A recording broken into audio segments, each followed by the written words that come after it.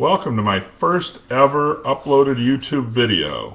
This one's called Happy 50th Birthday to Brian Scott Kessler.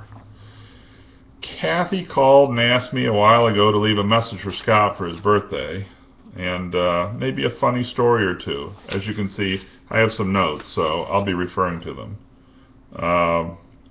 A funny story or two from back in the day. As I spent the last week or two stewing about this, running through all the stories from the old days when we were kids, something occurred to me. All the funny stories were about me.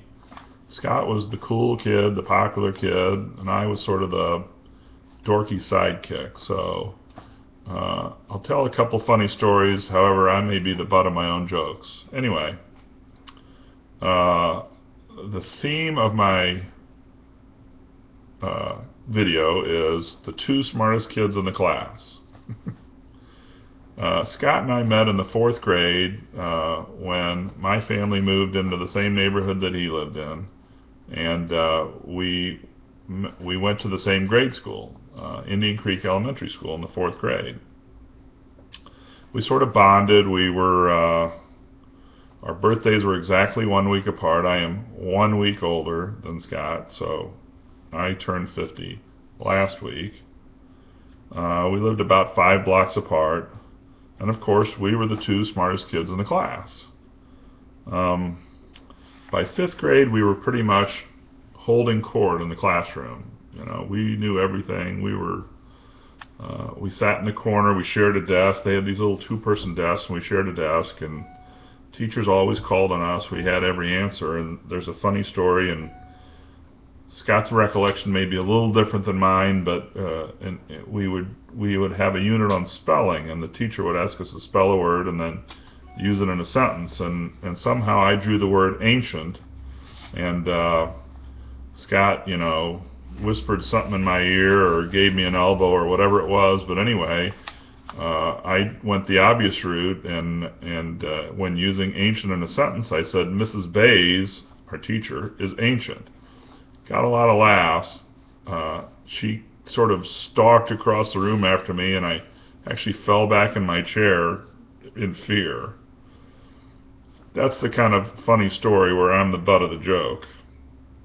In the 6th grade, in order to keep us out of trouble, we were always getting in trouble because we were always done with our homework, done with our classwork, whatever. The teacher would give Scott and I reading assignments outside of whatever 6th graders were reading, and sometimes she would pull it from whatever she was reading. Well, at one point in 6th grade, the #1 bestseller at the time was a book called Jaws, which everybody knows from the movie, but it was actually a book, and the teacher was reading that, and it was a very challenging book for a 6th grader, so she suggested that Scott and I read this. So we start reading it, and a few days went by, and then she came in one day and said, you guys really shouldn't be reading this. Turns out there were some graphic, sexually explicit scenes in the book, and of course you can imagine our reaction to that. And so not only did we continue reading the book, but we were passing the book around to everybody in the school. They kept confiscating the book, and we kept finding more copies of it, and there were 2 chapters where the pages were so dog-eared. Anyway, that was 6th grade. Somewhere along the way, it became a ritual for us to hang out every day after school. And Scott's was the house of choice, and Scott had a ping pong table in the basement, and he had a turntable, for those of you that remember what a turntable was, and a stack of albums, if anybody knows what an album is. And so for a period of, I don't know, Scott, 4 years, every day after school, I would stop by Scott's house. We would stack these albums on the turntable, and they would play one after the other, and we would bat the ping pong ball around incessantly. That's where I learned every word to Elton John's Greatest Hits. Speaking of music, Scott's career as a musician started early. This isn't funny, but it's a neat story. When we were in junior high school, Scott actually had a band, and the band actually played one of our junior high school dances. It was called SRS Express, which stood for Scott, Rick, and there was a girl, I think. I don't remember her name. But anyway, Scott was up on stage in junior high school playing the drums in a band. Back in these days, grade school, middle school, Scott was sort of a ladies' man. He started dating early. He had this girlfriend. I don't remember her name. Little blonde girl, lived over in Leawood, Kansas. I don't know how he met her. And but because she lived a little distance away, and this was before we were driving, the dating consisted mostly of these phone conversations. And by phone conversations, I mean I would come in the house, I'd bang on the doors, Mom would let me in, say he's in on the phone, I'd go back in his bedroom, and he'd be sitting there with the phone to his ear, dead silence. Didn't say anything, she didn't say anything. This would go on for 20, 30, 40 minutes, I don't know, forever. And you know, I think it went on until I finally, you know, kicked him or something and said, hey, let's go play ping pong. So that was Scott the ladies' man. Scott was a star athlete in school. He played football. He ran track. Was a sprinter and an occasional pole vaulter. He was most famous in track for his sprinting. At the end of each race, he'd go over behind the track and puke. In college, we both went away freshman year, and then we both came home with our tail between our legs. Early in our academic careers, we were sort of wandered through school, I guess is what you would call it. We were very casual about our studies.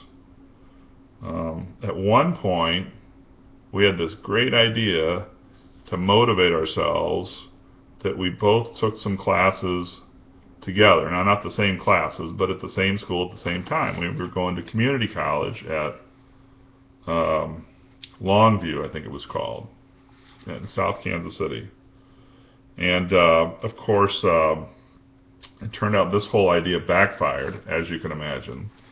And so we, instead of motivating each other to go to class, it only took one of us that didn't want to go, and neither of us went. And I remember specifically sitting in we actually went to school this night. We were on the campus, and we were in the student lounge, 1983 March, watching the NCAA championship game, the famous game where NC State upsets Houston on a last-second shot, while cutting our midterms in the next building over. So, after that, I left Kansas City, and Scott, you know, sort of came and left Kansas City several times, and we see each other. We would get together for a float trip or a party or Christmas. We see each other a lot at Christmas, and I was thinking this year we were at Bob and Barbara's house, and Scott and Kathy and the kids were there, and John and Tom Vandeford were there, and his son, and it was sort of like old days. We're sitting around the Kessler house, shooting the crap, talking about, you know, technology and research and how smart we all were. And after doing that for a couple hours, we hopped in the car and we were leaving to drive home from Christmas, driving back to St. Louis, and my wife said, well, that was really nice. I said, yeah, that was nice. She said, and I finally understand why you like The Big Bang Theory so much. Anyway, happy mutual 50th birthday, Scott. Sorry I can't be there. I hope you have a great day.